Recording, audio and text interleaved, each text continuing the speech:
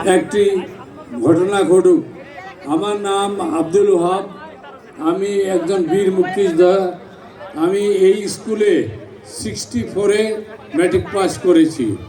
তারপর জয়পুরহাট, তখন কিন্তু স্কুল কলেজ ছিল না। পার্বতীপুরে আপনারা বলেন তো কয়টা স্কুল ছিল? বলেন, কেউ বলতে পারবেন না। পার্বতীপুরে ওয়ানলি দি স্কুল গ্যালানকোর হাই স্কুল। এটা মনিরিয়া, আমাদের মনির দেওয়ানি সাহেব, উনি 2-4টা ঘর উঠাই দিয়ে এটা শুরু হয়ে গেছিল সেই স্কুল। আর একটি ছিল কোনটা, এরা আমাদের শত্রু ছিল তখন, সেটি হলো জিনা স্কুল। বিহারীদের জন্য জিনা স্কুল আর বাঙালিদের জন্য হলো এই গ্যালানকোর স্কুল। এই মাঠে অনেক খেলাধুলা, গ্যালানকোর আর এই পার্বতীপুর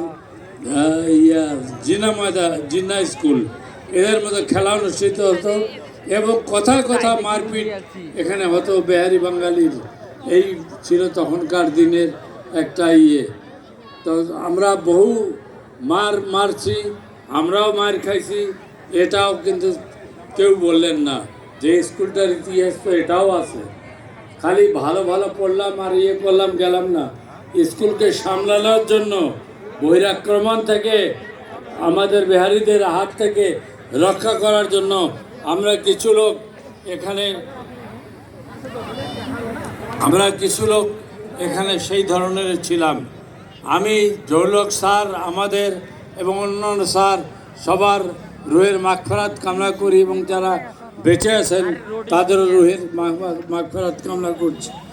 জৌলক স্যার ছিলেন যিনি একটু কানে কম শুনতেন, কিন্তু উনি যে লেখাপড়ায় এত বড় ছাত্রছাত্রীদের মনোনিবেশ করাতেন। আমি খুব দুষ্ট ছিলাম এবং মারপিটের ওস্তাদও ছিলাম। আমরা লেখাপড়া করি নেই আপনাদের মতো, উই আর লার্নিং হিয়ার। আমরা ছিলাম উইকেট বয়। সেই কারণে আমরা টিফিন পিরিয়ডে আমরা স্কুল ছেড়ে, কয়েকজন লোক আমার পার্টির ছিল, তারা যেমন ভূঁইয়া, রাজা, ব্রিগেডিয়ার নুরুজ্জামান, আরও অনেক ছেলে, শামসুদ্দিন ডাক্তার আমাদের, তারা সবাই মিলে আমরা সিনেমা দেখতে যেতাম সেই সময় টিফিন পিরিয়ডেই। তারপরে সেখান থেকে আবার আসতাম সন্ধ্যাবেলা 6টায়।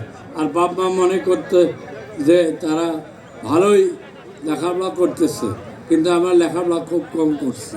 তবু আল্লাহ যেটা আমাকে তৌফিক দিয়েছে, I can speak thoroughly English anybody else, কিন্তু আমি লেখাপড়া করে নিই। এটা শিক্ষা হয়েছে আমার চেয়ারম্যান জীবন থেকে।